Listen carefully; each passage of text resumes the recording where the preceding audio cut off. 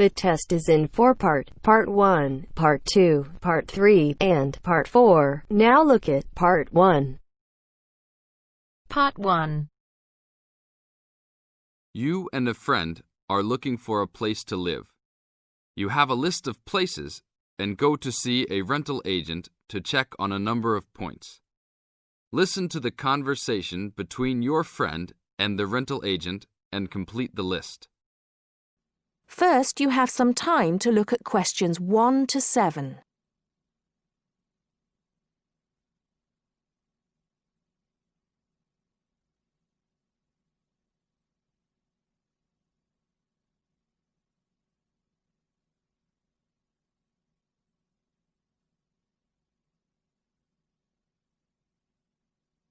Now listen carefully and answer questions 1 to 7.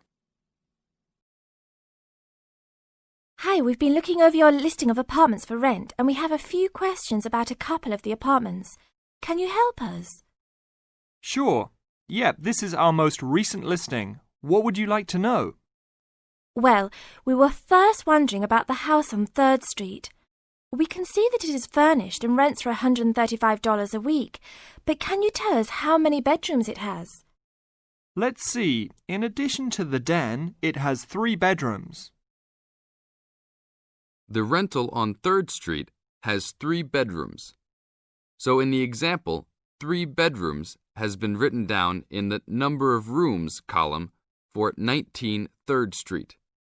Now we shall begin. You should answer the questions as you listen, because you will not hear the recording a second time.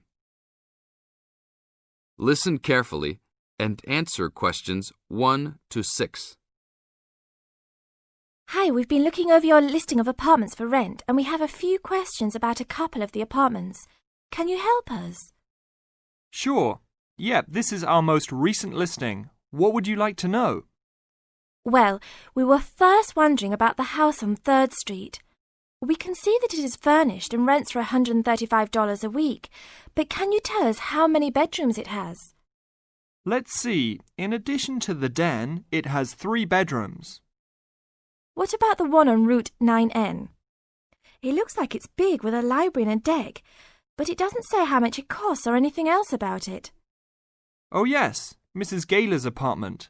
That one is actually only a 10-month rental and it is going for $156 per week. It's quite a nice place.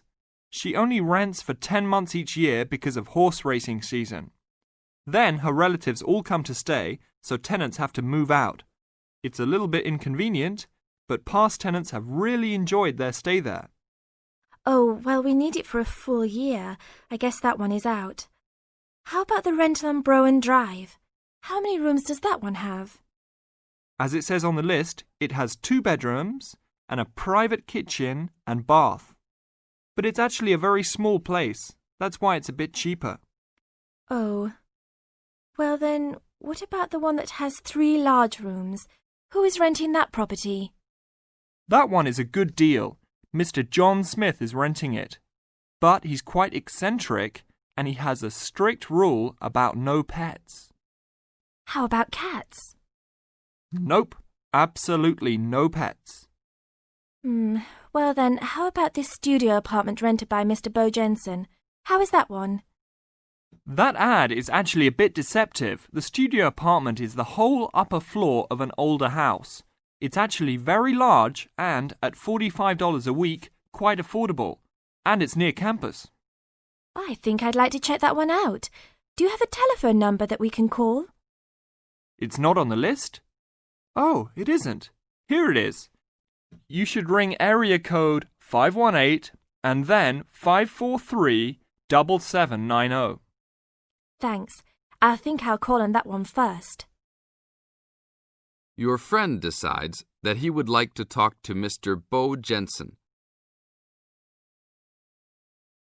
Before you hear the rest of the talk, you have some time to look at questions 8 to 10.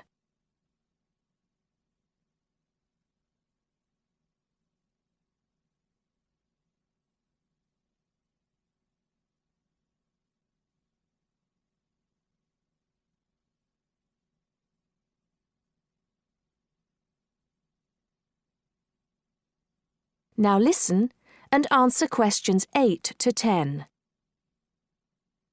Hello? 1512, Route 9. Yes, is this Mr. Jensen? Yes, it is. Can I help you? Yeah, we're studying here at university and we came across the rental information for the studio apartment that you are renting. Is it still available? Yes, of course. I actually just placed the ad and you're the first person to call. Is there anything you'd like to know about it? Yes, actually there is. As students, we are on the internet a lot, and we heard that some homes in the area have high-speed connections. What type of connection do you have there now? Oh, that's an interesting first question. But I guess I have heard that too. But we just have a phone line here. Nothing fancy. I think you can have a cable line installed, but it's just a phone line for now.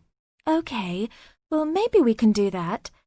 What type of heating does the apartment have? Now there's a more traditional question. We have oil heat here. It's an older house. That tends to be a little more expensive during the winter, right? Yeah, but there's nothing to do about it. It would cost too much for me to put in a gas heater. What else would you like to know about the apartment? Well, we heard it was quite big. Is it furnished? Actually, yes. I should have put that in the ad. It has an old couch and a couple chairs, a dining table, refrigerator, stove, and even a dishwasher. Does it have any beds? Yep, it has 2. That sounds great. When is the apartment available? You can have it tomorrow night if you want. I just have to clean up a couple things before you get here. Do you want to come over and see it first? No, it sounds fine to us. I actually know the street too, so I know the area. We'll take it. That is the end of part 1. You now have half a minute to check your answers.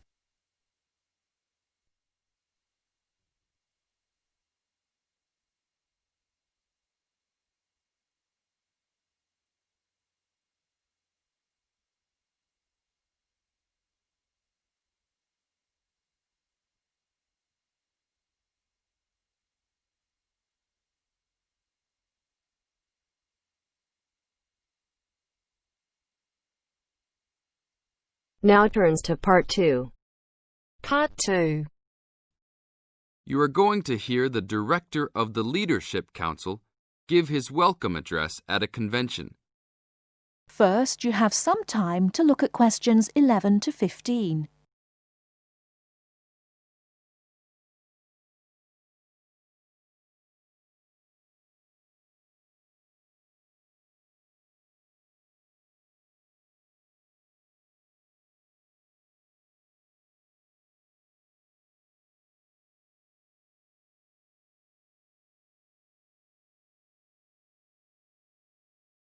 Now, listen carefully and answer questions 11 to 15.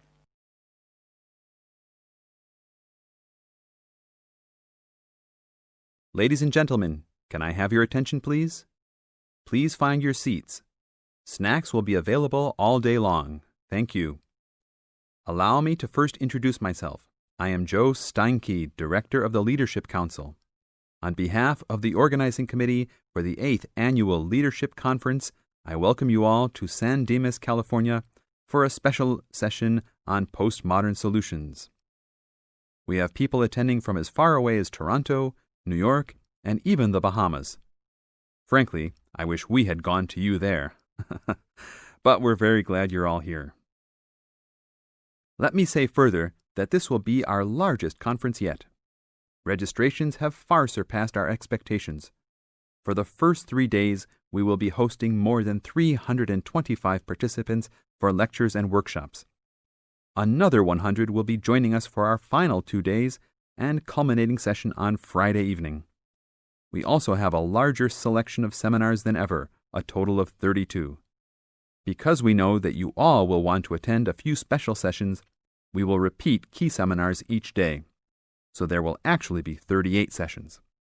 I'm sure you will all be pleased with the content and the quality of speakers.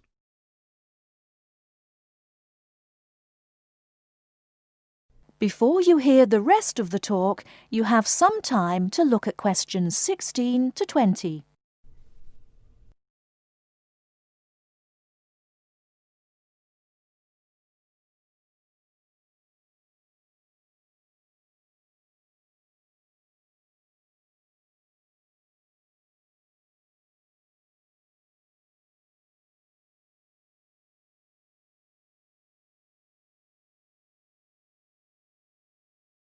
Now listen and answer questions 16 to 20.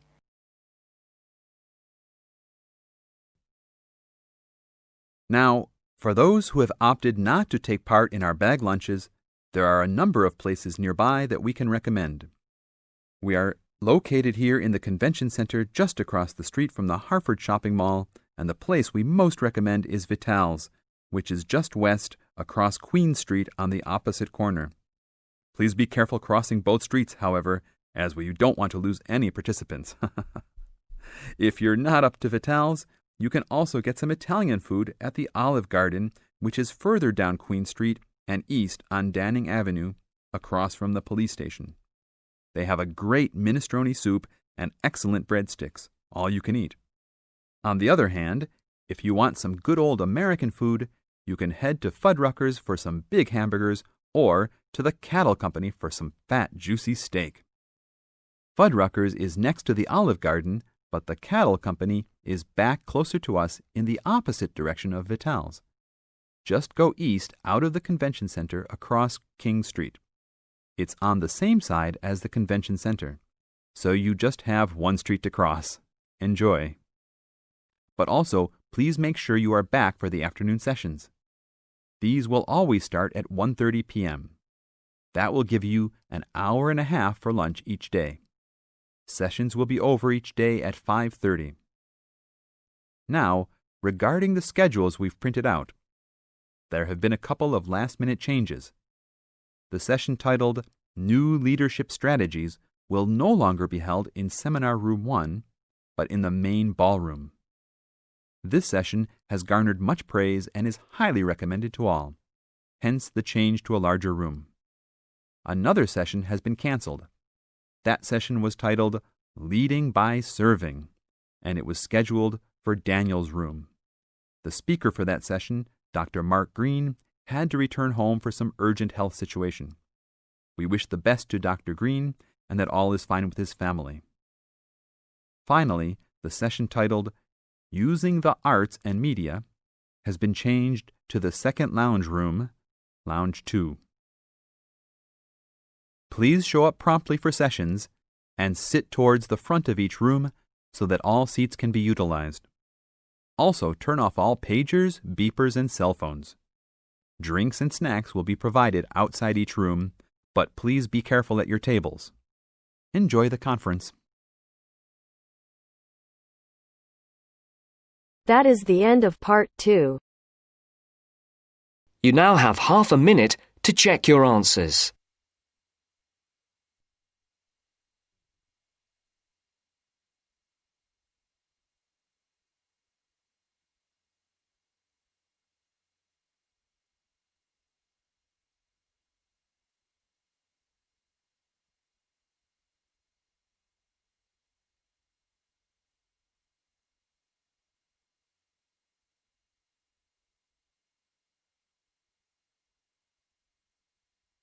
Now turns to part 3. Part 3.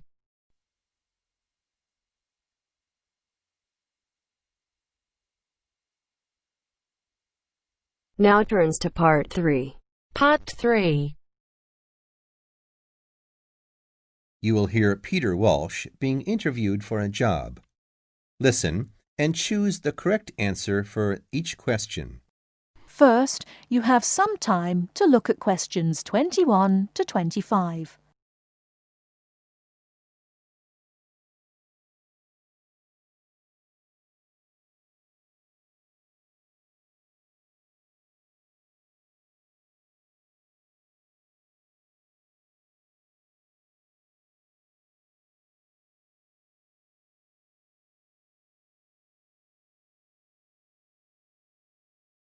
Now, listen carefully and answer questions 21 to 25. Joanne! Hi, you must be Rob. Nice to meet you. So, I hear you're planning to visit Australia. Yeah, and I really wanted to talk to you because I was thinking of spending some time in Darwin, and my sister told me you're from there. That's right. So, tell me about it. Well, where shall I start? Well, Darwin's in what they call the top end, because it's right up at the northern end of Australia, and it's quite different from the rest of Australia in terms of cultural influences. In fact, it's nearer to Jakarta in Indonesia than it is to Sydney, so you get a very strong Asian influence there. That means we get lots of tourists. People from other parts of Australia are attracted by this sort of international cosmopolitan image. And as well as that, we've got the same laid-back atmosphere you get all over Australia. Probably more so, if anything, because of the climate. But what a lot of the tourists don't realize until they get there is that the city's also got a very young population. The average age is just 29, and this makes the whole place very buzzy. Some people think that there might not be that much going on as far as art, music, dancing, and so on are concerned, because it's so remote. I mean, we don't really get things like theater and opera in the same way as cities down in the south, like Sydney, for example, because of the transport expenses. But in fact, what happens is that we just do it ourselves. Lots of people play music, classical as well as pop, and there are things like artist groups and writers groups and dance classes. Everyone does something. We don't just sit and watch other people. You said it's very international. Yeah, they say there are over 70 different nationalities in Darwin. For instance, there's been a Chinese population there for over 100 years. We've even got a Chinese temple. It was built way back in 1887, but when a very bad storm, a cyclone in fact, hit Darwin in the 1970s, it was almost completely destroyed. The only parts of the temple that survived were part of the altars and the stone lions, but after the storm, they reconstructed it using modern materials. It's still used as a religious center today, but it's open to tourists too, and it's definitely worth going to see it. Oh, and as far as getting around goes, you'll see the places that advertise bicycles for hire, but I wouldn't recommend it. A lot of the year, it's just so hot and humid. Some tourists think it'll be fine because there's not much in the way of hills and the traffic's quite light compared with some places, but believe me, you're better off with public transport. It's fine and not expensive. Or you can hire a car, but it's not really worth it. What's the swimming like? Well, there are some good beaches, but the trouble is that there's this nasty creature called the box jellyfish, and if it stings you, you're in bad trouble. So you have to be very careful most of the year, especially in the winter months. You can wear a lycra suit to cover your arms and legs, but I wouldn't like to risk it even so, personally. And there are the saltwater crocodiles, too. I mean, I don't want to put you off. There are protected swimming areas netted off where you'll be safe from jellyfish and crocs, or there are the public swimming pools. They're fine, of course. Before you hear the rest of the talk, you have some time to look at questions 26 to 30.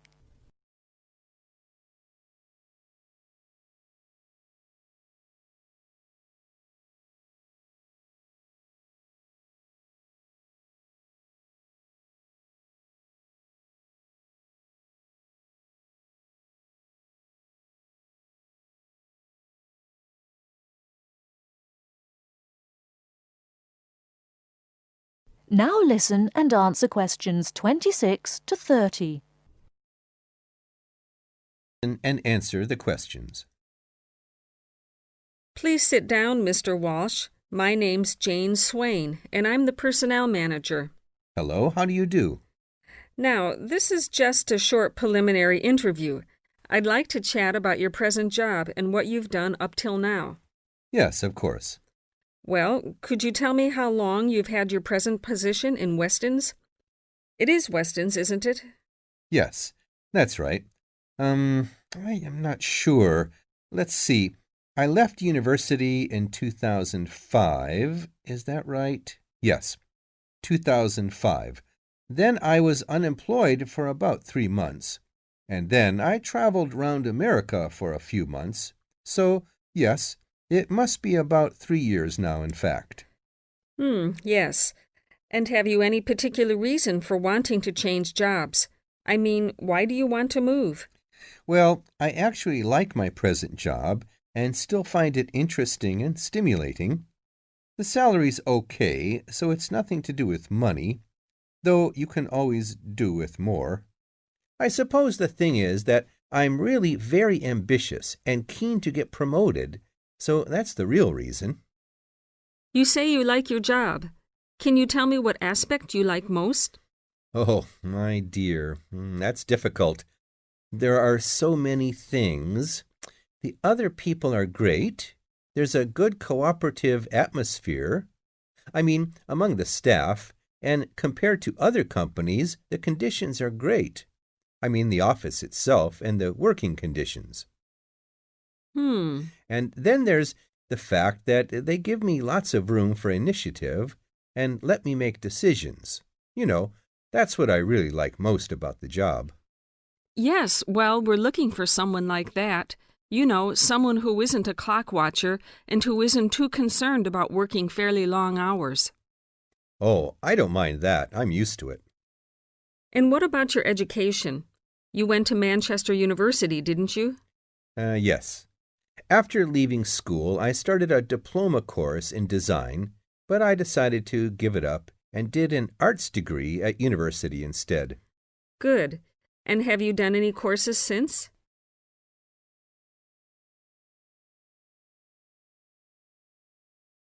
That is the end of part 3. You now have half a minute to check your answers.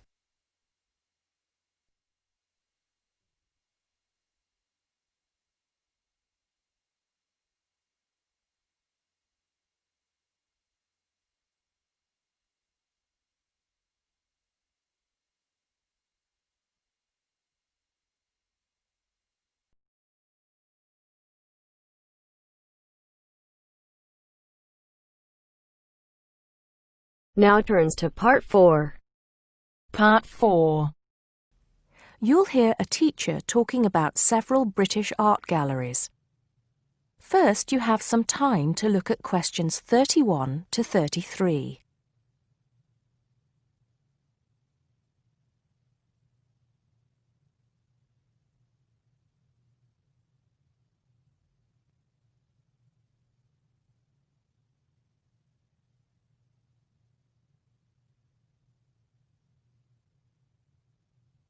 Now listen carefully and answer questions 31 to 33. Good afternoon. Welcome to the first class of V100 Art and History. The objectives of the course, as you will have seen if you've taken a look at the syllabus, include familiarizing yourselves with the vocabulary and language of art, learning about the basic elements of art and design, and finally, discussing historical periods as they pertain to art. The course will also give you the opportunity to visit some of the many galleries and museums that Britain has to offer. So, having said that, I'd like to spend the rest of today's class talking about 4 of the more important galleries that we will be visiting in the coming year. As most of you already know, or at least I hope most of you know, there are 4 Tate galleries in all. To begin, I'd like to tell you a little bit about the Tate Modern. Tate Modern is located in a very busy part of London called the South Bank. It's close to 2 world-renowned tourist attractions, St. Paul's Cathedral and Shakespeare's Globe Theatre. Now, interestingly enough, Tate Modern is housed in what was a power station built in several stages between 1947 and 1963. It was closed down in 1981 and reopened as a gallery in the year 2000. Tate Modern consists of 5 levels, with the Tate collection being shown on the 3rd and 5th levels.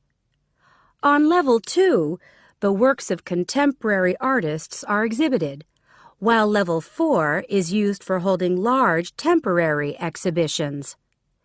Since this museum opened, it has become a popular spot for both Londoners and tourists alike. And believe it or not, it doesn't cost anything to get in to see the collection displays. Before you hear the rest of the talk, you have some time to look at questions 34 to 40.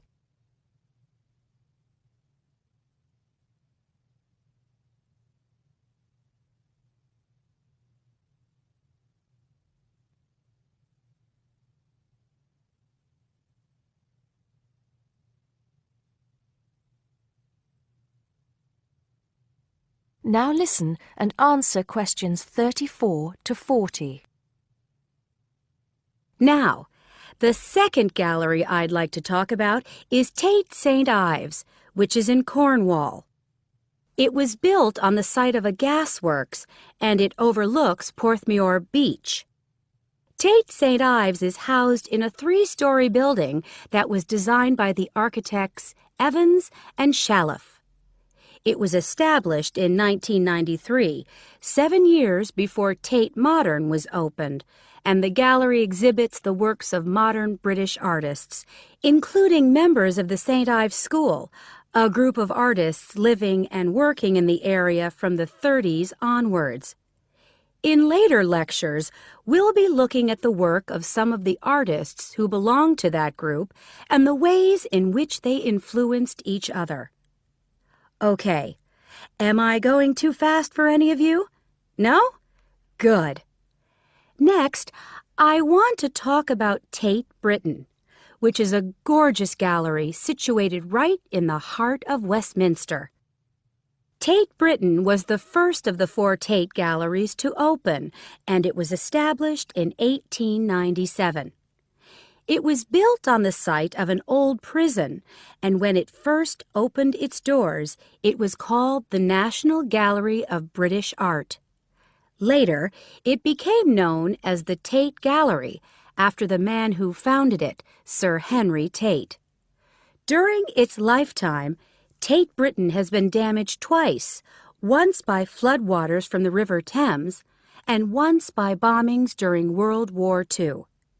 This gallery has an interesting range of exhibitions of historic and modern art from 1500 up to the present day. Now, the last gallery I'd like to tell you about is called Tate Liverpool. It's not hard to figure out where this gallery is located, is it? It was opened in 1988 to exhibit displays from the Tate collection, and it also has a program of temporary exhibitions. Tate Liverpool is housed in what was once a warehouse, and for some years it was one of the biggest galleries of modern and contemporary art in the UK. Well, that's a brief overview of just a few of the galleries we'll be visiting. I'd like now to look in a little more detail at what you can expect to see in each of these galleries, starting with Tate Britain. That is the end of part 4. You now have half a minute to check your answers.